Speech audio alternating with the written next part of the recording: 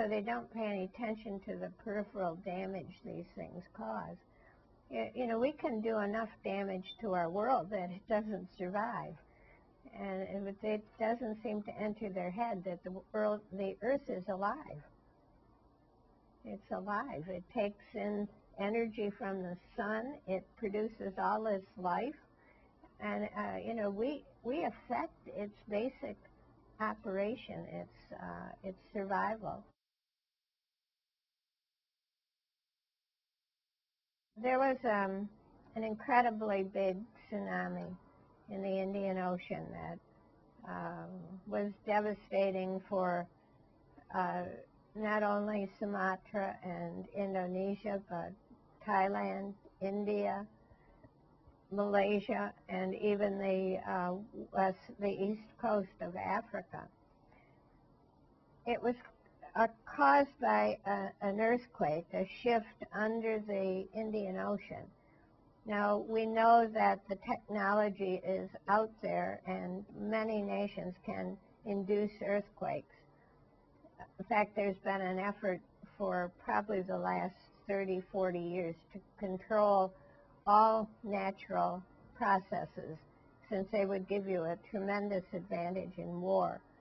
And the U.S. tried to do some weather modification, for example, during the war in Vietnam.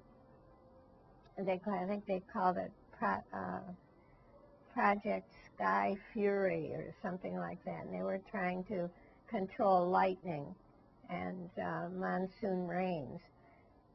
But so the earthquake technology is out there. It's usable.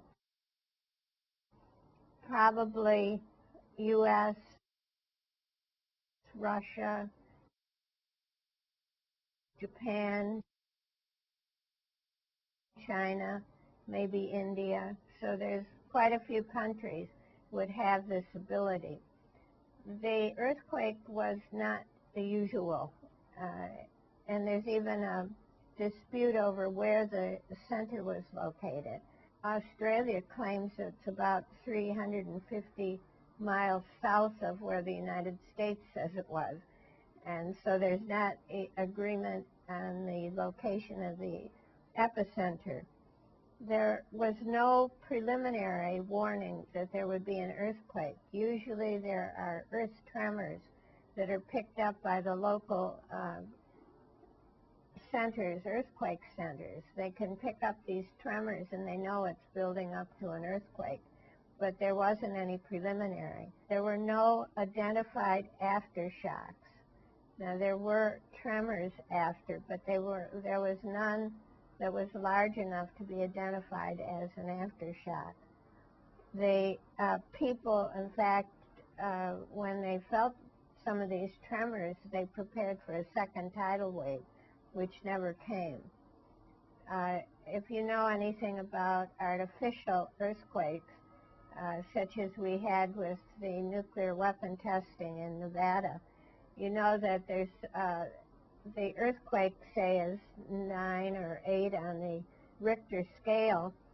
If the after effect is 2 orders of magnitude down, so say 9 goes down to 7, it's an artificial earthquake. If it goes from 9 to 8, it's probably a natural earthquake, because the artificial ones seem to give an artificial push to the plates, and it's because it doesn't come from a rhythmic pulsing of the Earth, then the aftershock falls to a much lower level, because it's artificial, I think, basically. So there was no aftershock and there was no preliminary. We know it can be formed artificially. There's dispute over where the center is. And of course, there was a lot of going on with communication. Diego Garcia was warned and the people weren't warned. So things like that happened. I also found out that a ship run by SAIC Incorporated, which is a kind of governmental arm 80% of their work comes from the government. They're not traded publicly, so they're a company owned by the people who work in it. They were sounding for oil and gas under the Indian Ocean right near the epicenter at the time it occurred. So that was another joker put into the situation. The follow-up, the day after the large earthquake and tsunami, there was a galactic gamma ray hit the Earth's atmosphere. It was the largest one ever recorded, and it was quite extraordinary.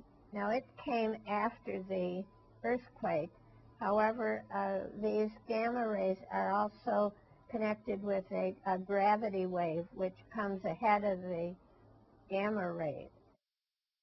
And so if there was a large gravity wave along with this cosmic ray, it could have caused the earthquake.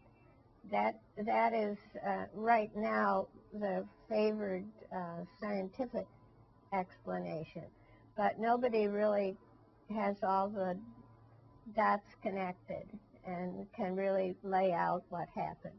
It certainly clearly was abnormal, and clearly they're looking for what caused it.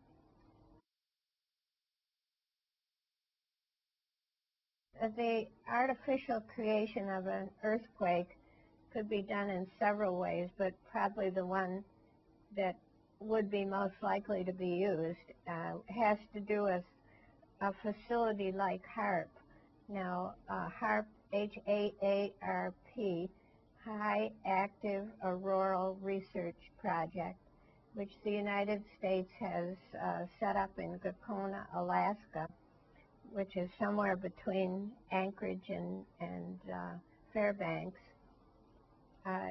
is a ionospheric heater.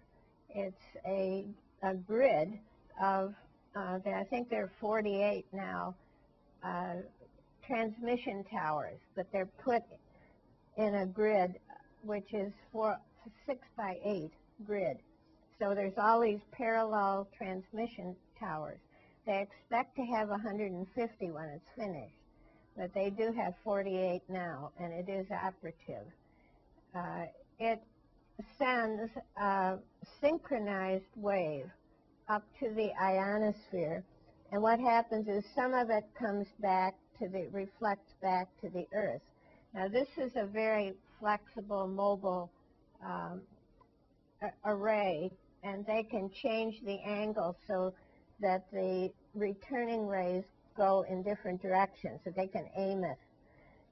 The returning waves are low and extra low frequency. They're the long wave radio waves, and these are rhythmic, and they can go through the center of the Earth, and they can, if there's an instability somewhere, they can jar it with a rhythmic wave and cause an earthquake.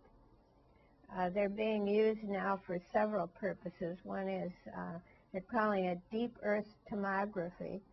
It's like a mapping of the inside of the Earth. They've now located the core of the Earth. They found that you have a solid mantle, and then inside is a molten metal core, and then inside of that is another solid core.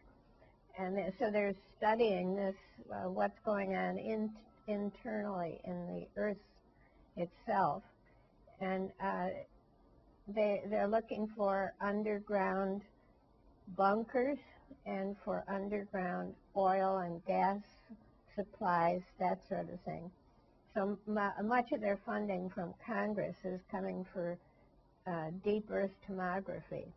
But it can also be used to be a direct wave weapon and cause earthquakes. And they could even cause an earthquake accidentally because they were looking for something else. The fact that Russia's got these ionospheric heaters also. There are some in the Antarctic. There's one up in Norway, Tromsø, Norway.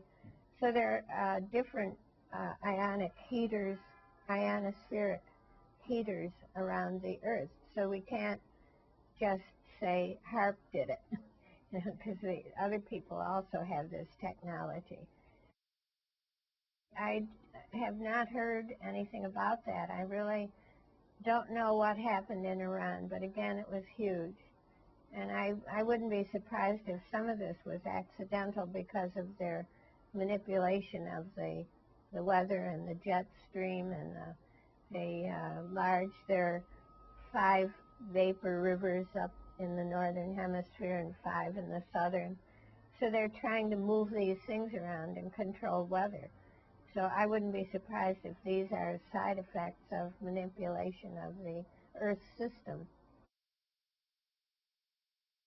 They were deliberately using bunker busters in Iraq. And a bunker buster deliberately goes deep into the Earth and then explodes, which affects fault lines. So in Iraq, you had bunker busters, and then you had a big earthquake right across the border in Turkey from, I think, the bunker busters. And in Afghanistan, you had bunker busters when they were trying to find Osama bin Laden in the caves. They were using bunker busters in the caves. And if you remember, there was a very large earthquake in northern Afghanistan. What they're trying to do now, and what they're asking for implementation of money from Congress, is to make nuclear bunker busters, which will be even more powerful. And they're doing this because their bunker buster didn't get Saddam Hussein when he was in his cement bunker underground. So their bunker busters weren't strong enough. So they basically want to make them bigger. So they don't pay any attention to the peripheral damage these things cause. You know, we can do enough damage to our world that it doesn't survive. And it doesn't seem to enter their head that the Earth is alive. It's alive. It takes in energy from the sun. It produces all this life. And, you know, we affect its basic operation, its survival. Make visible what's happening. Part 3 of a series. Epidemiologist Rosalie Bertell holds advanced degrees in math, physics, chemistry, biology, and biochemistry. Rosalie Bertell's most recent book is Planet Earth, the Latest Weapon of War.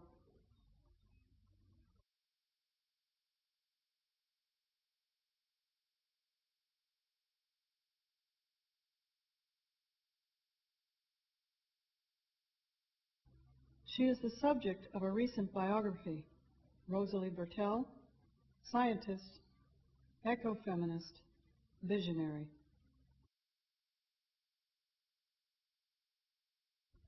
Rosalie Bertell is a member of the Grey Nuns of the Sacred Heart. For images and background, thanks especially to Nick Begich and Jean Manning, Michelle Chosadowski, ForbiddenKnowledge.com, and Bruce Gagnon, spaceforpeace.org. Snowshoe Films, June 2005.